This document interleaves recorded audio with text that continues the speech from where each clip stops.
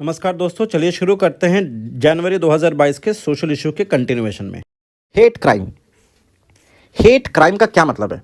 Any crime which is based on some sort of a hatred. Some sort of a hatred का मतलब बहुत ऐसा बेवकूफ वाला साउंड करेगा कि सर क्राइम तो हेट्रेड की वजह से होता है, हम अपने जिससे हम प्यार करते हैं उसको जाके गला थोड़ी दबाते हैं। नहीं, हेट क्राइम का मतलब होता है a crime which is premised on hatred. Hatred का मतलब यहां पे यह है कि you are biased towards a particular group और a particular community.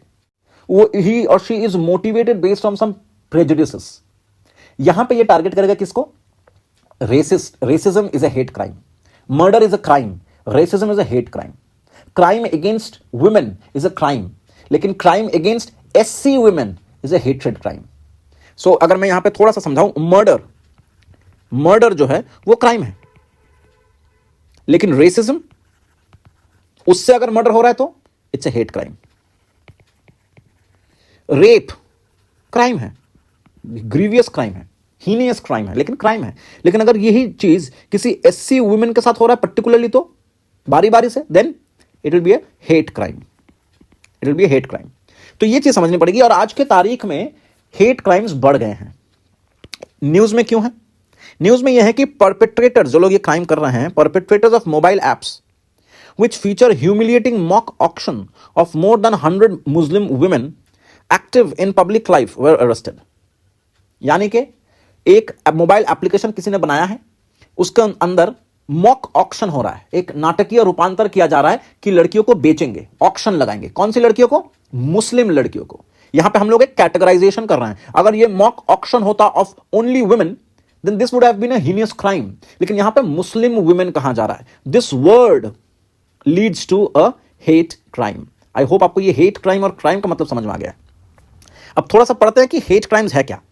Hate crimes or biased motivated crimes are defined as offenses motivated by hatred against the victim based on his or her race, religion, sexual orientation, disability, ethnicity और national origin। हम सिर्फ पाकिस्तानियों को मारेंगे, हम सिर्फ particular community के लोगों को मारेंगे, एक किसी पर्टिकुलर ओराओं कम्युनिटी के लोगों को मारेंगे, ठीक है। हम सिर्फ एलजीबीटीज को मारेंगे। एलजीबीटीज जो हमारे समाज को खोखला कर दे रहे हैं, हम उनको मारेंगे। हम मुस्लिम लोगों को मारेंगे, हम काले लोगों को मारेंगे, हम इस तरीके की चीजों को करेंगे। That is hate crime. Hate crimes are most extreme expression of prejudice. Exactly, this is the word I was using. Compared to other crimes, hate crimes have a more destructive impact on victims, and not only victims but also the community from which the victim belongs to. ठीक है? Because they target core aspects of identity as human beings. Identity को target करता है। Hate crimes may result in severe harm. It can escalate or protracted period of time. बढ़ सकता है slowly भी, या शूट कर सकता है क्राइम अगर इसको इसी वक्त रोका नहीं गया हो। Because these are serious forms of emotion, sexual और फिजिकल अब्यूज। एक इमोशन से निकल रहा है, वो इमोशन गलत है लेकिन निकल रहा है। हमें पसंद नहीं है पाकिस्तानी, चाहे कुछ भी कर लो, एक इमोशन है, नेगेटिव है लेकिन है, उस चीज से निकल रहा है। इसीलिए उसको इमीडिएटली अगर रोका नहीं जाए तो वो शूट कर सकता है, बहुत जल्दी बढ़ सकता है, ठीक है। और आजकल की तारीख में इंटरनेट और मोबाइल की वजह से बहुत ज्यादा तेजी से ये सारे क्राइम्स बढ़ते हैं। मॉब लिंचिंग इनमें से एक है। हालांकि मॉब लिंचिंग एक क्राइम है, लेकिन अगर मॉब लिंचिंग एक पर्टिकुलर कम्युनिटी को किया जा रहा है, then that's a hate crime. Perpetrators of hate crimes are not always motivated by single type of prejudice or hatred, but can be influenced by a combination of different prejudices। एक prejudice ऐसा, कोई लड़कियों से हमें परहेज है, खास करके एससी लड़कियों से हमें परहेज है, खास करके वो लड़कियां जो एससी हैं और जो एलजी मतलब लेस्बियंस हैं। तो अब मैं क्या कर रहा हूं? I am prejudiced by three things: women, I mean gender wise, then SC community wise, then orientation wise lesbian, और मान लो अगर वो मुस्लिम है तो और ज्यादा। तो मतलब क्या हुआ? एक ही आदमी प्रेजुडिस से भरा हुआ है, अलग अलग एरियाज के प्रेजुडिस उसके दिमाग में है। Cause of hate crime, easy word है, प्रेजुडिस की वजह से हेट क्राइम होता है। दूसरा, lack of understanding about the differences among people. हमारे अंदर टॉलरेंस की कमी है बहुत ज्यादा, इसीलिए ये सब क्राइम्स होता है और हम लोग इन चीजों को माफ कर देते हैं। अच्छा, गलती से मुंह से निकल गया, बच्चे हैं, अभी अगर निकल रहा है मुंह से हिंदू मुस्लिम की बातें, अभी अगर नहीं रोका जाए तो बाद में ये ज्यादा हानिकारक हो सकता है। तो अभी अगर तुम्हारे सामने ऐसा कोई कर रहा है तो तुरंत रोको, ठीक है। दूसरी चीज, परसेप्शन ऑफ थ्रेट। ये क्या चीज है ये बताया जाए। Realistic threats consist of tangible conflict of interest. यहां पर समझने की कोशिश करना। परसेप्शन ऑफ थ्रेट का मतलब ये होता है कि मुझे ऐसा लगता है कि अगर मेरे देश में मुस्लिम कम्युनिटी बढ़ जाएगी संख्या में तो हिंदुओं के लिए जीना दुश्वार हो जाएगा। मुझे ऐसा लगता है, ऐसा हो नहीं रहा है, मुझे ऐसा लगता है। अब ये जो मुझे ऐसा लग रहा है, it is my prejudice, it is my perception of threat. मुझे एक पर्टिकुलर कम्युनिटी से डर लग रहा है, कोई रीजन नहीं है, मेरे खुद के प्रेजुडिस के रीजन है, लेकिन मुझे ऐसा लग रहा है। This threat is based on my perception, my prejudiced perception. इसके लिए भी बहुत सारा प्रॉब्लम होता है। फॉर एग्जाम्पल, मुझे लग रहा है कि महाराष्ट्र के सारे लोगों को लगता था एक टाइम पे कि बाहर से लोग आ रहे हैं, महाराष्ट्र का सारा जॉब चला जा रहा है। सो जॉब चले जाना, सारे रिसोर्सेज चले जाना, इमिग्रेंट्स जो लोग बाहर से आते हैं उनके लिए एक गुस्सा पनप रहा है, उनके लिए गुस्सा पनप रहा है। Next, during armed conflict, political tension and armed conflict. इसका क्या मतलब है? जैसे मान लो किसी देश में सिविल राइट्स चल रहा है, किसी देश में सिविल एक रेबेलियन चल रहा है। जैसे म्यांमार में रोहिंग्यास भाग के इंडिया आ रहे हैं, क्या हमारे इंडियंस जहां पे वो आ रहे हैं, क्या हम उन रोहिंग्या को गले लगा के मिला रहे हैं? नहीं। तो रोहिंग्या लोग वहां से भी मतलब पीड़ित है, वो भारत में आके भी पीड़ित है। तो ये इस तरीके की जो क्राइम होती है वो भी एक प्रॉब्लम है, ठीक है। और ये सारी क्राइम्स जो ऐसे भगोड़ों के लिए होती है बेसिकली, उनके लिए जो है वो एथनिसिटी पे होता है, ओरिजिन पे होता है, लैंग्वेज पे होता है, रिलीजन पे होता है, ठीक है, प्रेजुडिस्ड। Next, administrative failure.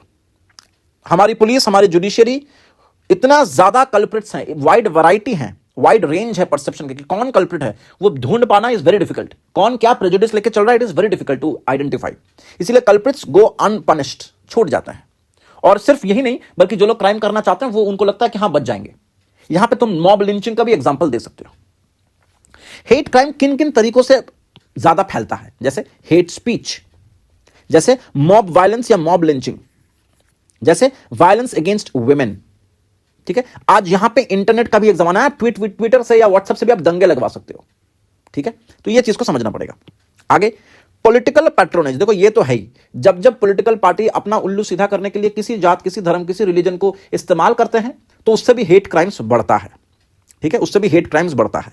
इसके इंपैक्ट क्या होता है सोसाइटी में? सोसाइटी पूरी तरह से टूट जाती है, सोसाइटी में एक दूसरे के लिए ट्रस्ट खत्म हो जाता है, सोसाइटी में कोऑपरेशन एक दूसरे के लिए खत्म हो जाता है, सोसाइटी में जो फ्रेटर्निटी है, यूनिटी है, वो खत्म हो जाती है। मतलब कि भारत के कॉन्स्टिट्यूशन का जो प्रियम्बल के शब्द लिखे गए हैं वो सब खत्म हो जाता है। और लोगों के अंदर क्या चला जाता है? लोगों के अंदर फियर साइकोसिस हो जाता है, फियर साइकोसिस। लोगों को लगता है कि हमारे आइडेंटिटी की वजह से हमारे ऊपर अटैक होंगे, एंग्जाइटी होती है, गुस्सा आता है, वल्नरेबिलिटी फील करने लगते हैं। इसकी वजह से वो इमोशनली जो है बहुत ज्यादा डिस्टर्ब्ड होते हैं, इसीलिए वो अपने काम काज में फोकस नहीं कर पाते, उनकी डेवलपमेंट नहीं हो पाती, ठीक है। हेट क्राइम का जो ट्रेंड है, अगर अनपनिश्ड निकल रहे हैं, अगर हेट क्राइम जो कर रहे हैं उनको पनिशमेंट नहीं हो रही है, तो क्या होगा? तो ये और बढ़ रहा है, इट इज गेटिंग आउटनंबर्ड, ठीक है। इसीलिए ये एस्केलेट कर रहा है, it is tend to escalate, ठीक है। अच्छा, उसके बाद इसका एक स्पाइरल इफेक्ट है। मतलब if the victim and their community feel unsafe and unprotected by the state authorities, they are likely to retaliate and this can lead to further attack. मतलब क्या है कि जब ये स्टेट साथ नहीं देगी, जब पुलिस साथ नहीं देगी, जब कोर्ट जो है पनिश नहीं करेगी, तो ये क्या करेंगे? जो लोग पीड़ित हैं वो अब हथियार उठाएंगे। तो the moment they will start retaliating, तो क्या होगा? It will create a spiral effect. मैंने मारा, उसने मारा, मैंने मारा, उसने मारा, and the entire world will go blind. This is the problem if it is not stopped at the right point of time. इसीलिए वे फॉरवर्ड में क्या कहा जा रहा है? वे फॉरवर्ड में यह कहा जा रहा है कि punishment should be increased and recognise करना पड़ेगा वो क्रिमिनल्स कौन है, ठीक है। अगर हम पोटेंशियल को रिकॉग्नाइज करेंगे कि इसका पोटेंशियल कितना रिस्की है, तो हम इन क्राइम्स को अनपनिश्ड वे में नहीं देखेंगे, हम we will take it very seriously. दूसरा, पॉलिटिकल पार्टीज जो लोग रजिस्टर्ड हैं और जो रजिस्टर्ड एंटिटीज हैं, we will make them accountable. अगर किसी भी तरीके से आपके कोई मेंबर ने हेट स्पीच दिया है या हेट क्राइम में पार्टिसिपेट किया, you will have to take responsibility of that. उसके अलावा डिसिप्लिनरी एक्शन लेना पड़ेगा। जो भी पुलिस ऑफिसर या एडमिनिस्ट्रेटिव ऑफिसर इन सब चीजों में बायस्ड दिखाई देगा, हमें प्रोहिबिट करनी पड़ेगी किसी भी तरीके की पब्लिक मीटिंग्स जिसके अंदर ये हेट स्पीच दिया जा रहा हो। Holding constitutional public offices such as ministers, member of parliament, अगर इन लोगों में से किसी ने भी एक बार भी आइडेंटिफाई किया अपने आप को विद मॉब लिंचिंग अक्यूज्ड, तो फिर इनको पब्लिकली सबके सामने आना पड़ेगा और उनकी पॉलिटिकल पार्टी को उनकी रिस्पॉन्सिबिलिटी लेनी पड़ेगी, ठीक है। जुडिशियरी को हमें और ज्यादा सेंसिटाइज करना पड़ेगा कि वो हेट स्पीचेस को जल्दबाजी में अंडरस्टैंड करें और जल्दी से जल्दी डिस्प्यूट्स को रिजॉल्व करें। और सिविल सोसाइटी का, स्कूल का, इन सब का ये रोल है कि वो नेशन को बिल्ड करे, सोसाइटी को समझाते रहें, ठीक है। This is indispensable. I think this is the topic that we must understand, और इसमें मेंस के क्वेश्चंस जरूर बनते हैं। दोस्तों इस वीडियो को यहीं पे ख़त्म करते हैं। अगले वीडियो में एक और सोशल इश्यूज़ के टॉपिक को लेके आएंगे। Thank you.